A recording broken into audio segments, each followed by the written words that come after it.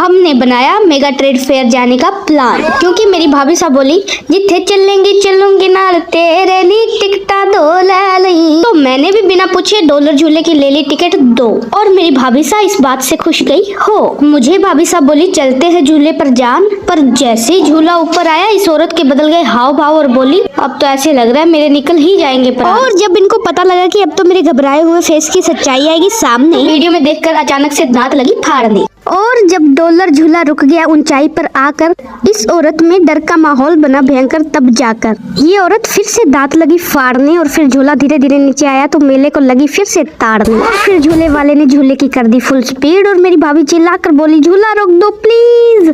फिर आई दूसरे झूले की बारी। मैंने भाभी साहब से पूछा चलोगे हुजूर? तो बोली क्यों नहीं जाने मन, जरूर। जैसे ही झूले पर आई तो बोली मैं तो यहीं से उड़ जाऊंगी। बड़ी मुश्किल से मैंने इन्हें किया शांत और बोला भाभी जान आ जाओ नीचे, इस झूले के बाद मैं आपको गोलगप्पे खिलाऊंगी। फिर झूला हुआ पूरा और भाभी जान बोले जान जो वादा किया है वो तो निभाना पड़ेगा और चलो अब तो गोलगप्पा खिलाना पड़ेगा।